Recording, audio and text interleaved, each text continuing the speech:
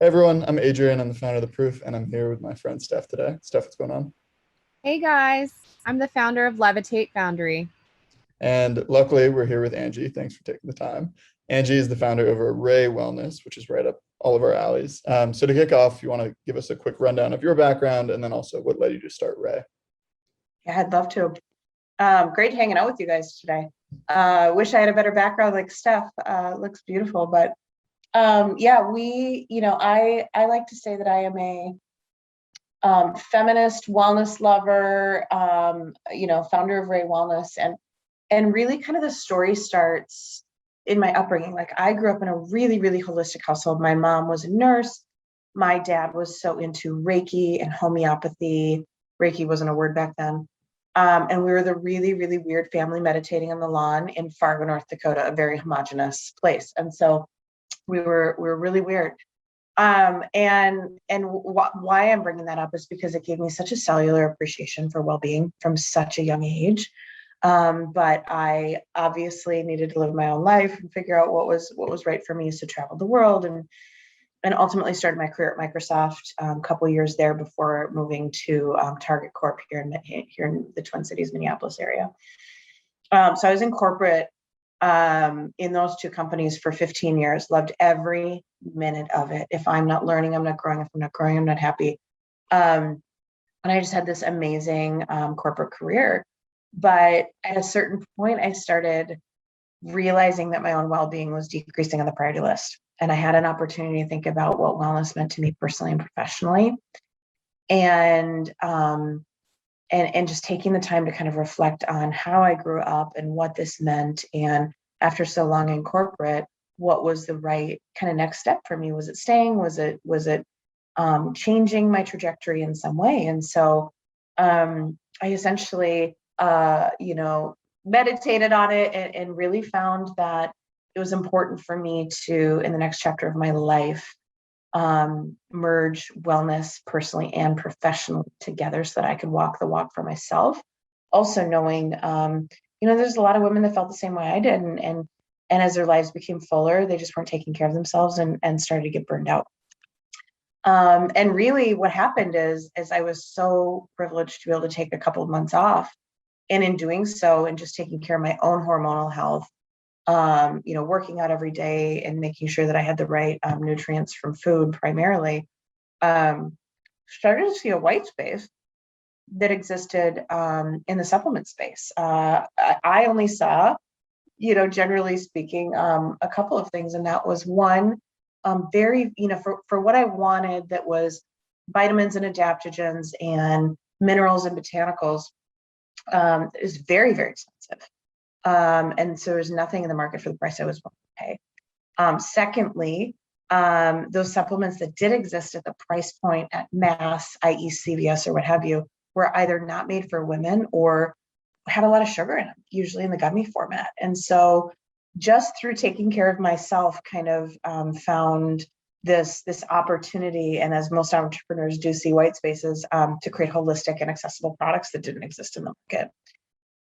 Additionally, being purpose driven was such a huge, important part of the brand's journey in creating a company. Never thinking I would create a company or start a company, but I knew if I did, I wanted to make sure that we were kind of paying it forward in ways that impacted the next generation of women, because the goal always was, if we do right by the next generation, they ideally won't, they'll fare better as they become women. And so we struck a really, really profound partnership with Girls Inc.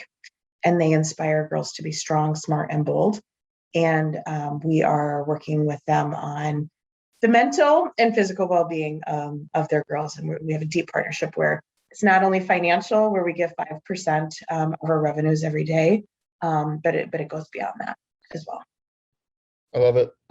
Thanks for catching me up there. I actually didn't know all of that journey. So I'm curious to double tap on one specific part, like zooming into the identifying the white space into getting this to market. What does that specific sprint look like? Oh my gosh. You can definitely call it a sprint. There is, I would say the company getting it to launch, and then certainly, even in the last 18 months since we've launched, has changed so much.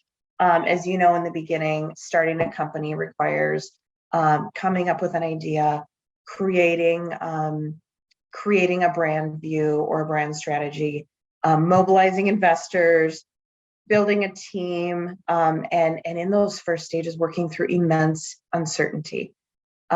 You will, not always get the answers you want. I got almost 100 no's as we were trying to get funding from investors, and they didn't like the omni-channel business model that we were starting to create, or they largely didn't understand the white spaces as thoroughly as maybe we thought they did. And so what's so important in those first stages is listening, learning, and taking it all in and deciding what to do with that, right?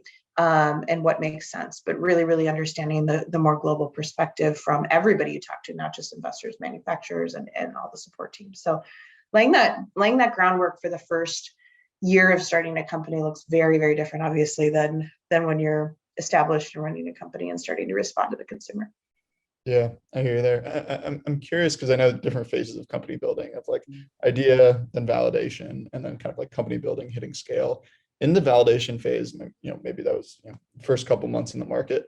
Do you remember, if you can flash back then, like any specific like early wins that you were like, okay, we're onto something, this is working? Oh, so many wins and so many learnings, right? All of the above. Some things at the highest level were amazing, and then obviously nothing underneath that was going as planned. I would say the two things that really stuck out to me in terms of product market fit and making sure that this was the right kind of journey and trajectory for us. The first was pressure testing our mission around standing for well-being for all. And what that means is truly thinking through, wellness shouldn't have to be a full-time job. It's like taking one extra glass of water. And so our approach on well-being being very, very attainable. Second is being attainable. And that doesn't just mean price point being a huge component of it, but thinking through where we were going and making sure that the consumer was responding to even our voice around attainability, and making sure that we had the right partners kind of on the roadmap. And third, around pressure testing the mission was for all, and really understanding that, from the earliest days, it was so important to me that we were that we welcomed everyone. And so you can see that in how we listen to our community. You can see that in who's showing up, and we're bringing a younger, more diverse consumer into supplements that hasn't taken supplements or shopped supplements in a really long time or never has. And so for me, pressure testing that mission of well-being for all was really, really critical. And then the second piece was huge win was, our products. We designed kind of our universe with women in mind, knowing they come in for one thing, whether it be stress, sex, digestion, but very, very quickly they understand that everything can be taken together. And so it's really, really important to know that well-being is so interrelated, and our approach to product being body and mind together, like our de-stress product, for example, we have things to calm the body and we have things to help support the mind. Both together. Even in how we think about our products around, we have one of our better products is in the mood, and that is a sexual desire skew. And what's important for that is women to feel sensual need both body and mind components to that. And so our approach to not only the total universe, but then product by product to make sure that everything was resonating from both body and mind. Those are the two biggest wins: standing for well-being for all. Our products works, and they all work together, and she saw that. Got it. That makes sense. I'm curious specifically from your lens as a founder. I mean, you're jumping between setting mission, building brand, expanding into omni-channel, dealing with current investors, marketing fund, like list goes on. I'm curious, on a day-to-day basis, what does that look like? Like, how are you structuring your days in terms of maybe you're blocking and tackling some of them and then doing some other days, or is it constantly putting out fires? Yeah. This has varied for me a bit, given the last 18 months of being a company, obviously, and it changes even as you hire into specific functions in the organization. What I will say though, in general, to kind of be successful throughout, not only the initial stages of building, the initial, to your point, pressure testing, the fit, all the way to scale, is you have to love the process and you have to be motivated by the challenges and the building blocks. And I have to tell you, throughout, I believe I have like top 5% of tenacity of humans that exist, because everything is different, to your point, and you continue to be, you need to continue to think about challenges or issues truly as just redirects, and kind of listening to the consumer along the way. And so, as you mentioned, like starting a company, is very, very different. And now we're kind of in the scale mode. And what I'm focused on is needing to be keenly aware of the operations and details to support growth. So how all the functions come together, whether it be sales, marketing, hiring an amazing group of humans to support the roadmap and broader business plans. And I see it across everything that you mentioned, really. If I'm doing my job right, it's to have an infinite mindset about the future, whilst creating clear and viable business plans against our business model, and then ensuring that the team has everything that they need to be successful in delivering. And so day to day now, it's obviously variable across those things, but generally it's making sure that I'm out in front of what's happening to see things before anyone else can, and remove those roadblocks before they realize that I've done so. So you mentioned very specific, like vertical level things, but how it all kind of connects, and just making sure that I've got a pulse on everything to, again, continue to ensure that the amazing humans have what they need, is the biggest function I have today.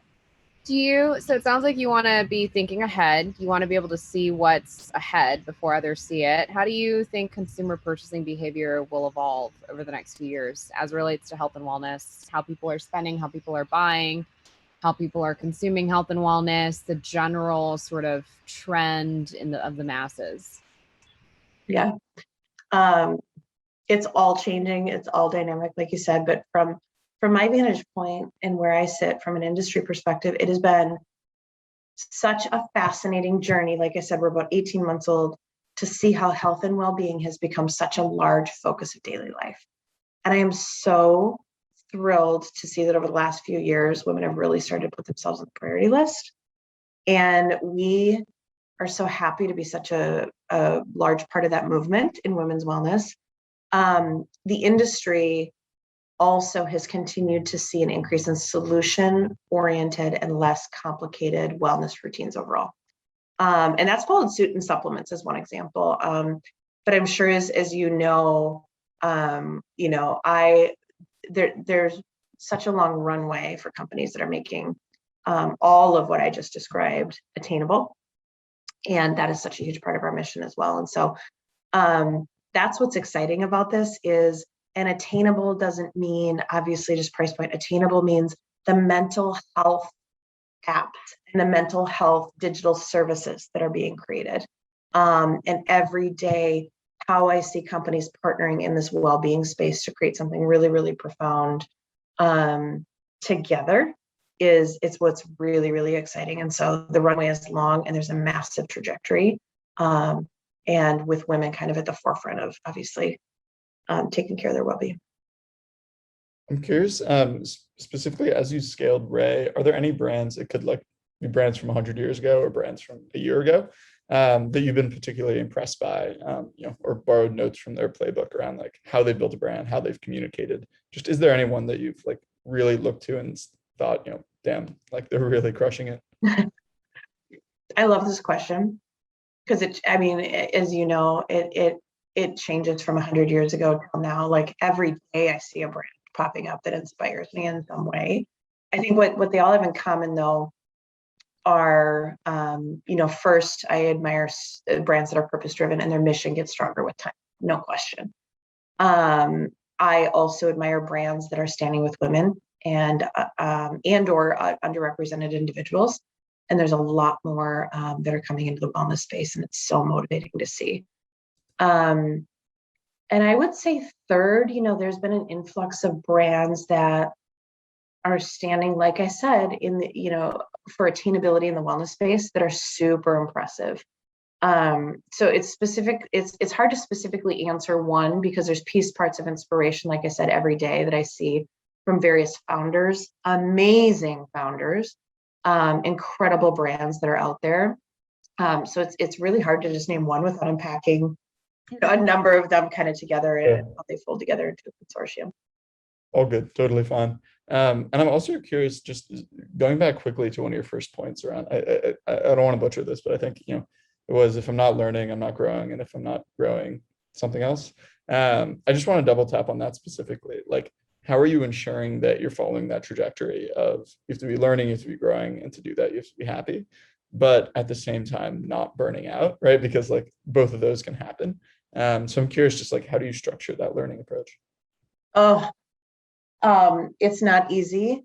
This is something that we talk about every day because when you hire and you bring in an incredible group of humans that are so mission driven and, oh, by the way, are made for startup, they have a level of passion and drive and infinite mindset to get things done, but making sure that they take care of themselves is everything. And so we constantly talk about that. Otherwise, we're not walking the walk behind what we do. And so for us, it's, making sure that humans are mission driven. Second kind of funnel, as you think about who comes in and how we all come together, is, do they have a very clear point of view of their own personal and professional why, right? And personal, and I emphasize personal because it truly is needing to be both, and making sure that they bring all of that to work and that they don't feel like they're not, one's not flowing into the other personally and professionally. And then obviously the right humans in the right seats and the right expertise. But I think that second filter of making sure that everybody knows why they're here, not here at Rae, but here more globally, definitely helps support that. And then obviously we do things, whether that be unique benefits, different ways of working digitally, giving people an opportunity to kind of create their own way of working. All of those things obviously fall into it too, but it's hard. It's not easy, but it's the most important thing that we can do to protect the well-being of everybody at Rae. Can you chat a little bit more about some of the big wins over at Rae over the last 6 months? And what are your expansion plans for the rest of the year? Sure. Well, first, I never could have imagined launching a business at a time when proactive wellness has become even more important to women. As you know, through obviously COVID and quarantine, it has been one incredibly informative year in a number of ways. We've continued to learn about our consumer and what she's looking for, what she wants from Rae.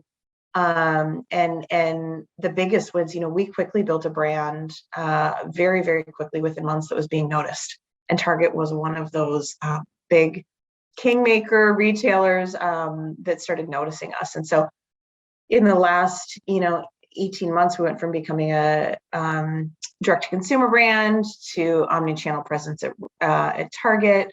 We've learned how the customer is changing our buying habits, and then we expanded in Urban Outfitters and Anthropologie, and then Standard Dose and Verishop, and then most recently in the last couple of weeks, Amazon. Oh, that's great.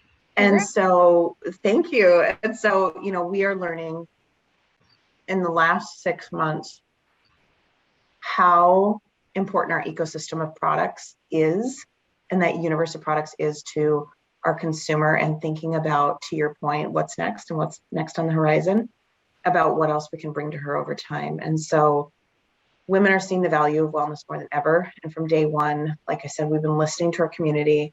We see feedback as a redirect. We kind of ingest it.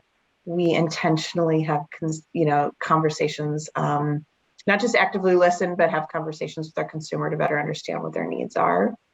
And we're working on, creating products to help serve her holistic well-being, whilst ensuring they fit into the broader universe and make sense from her.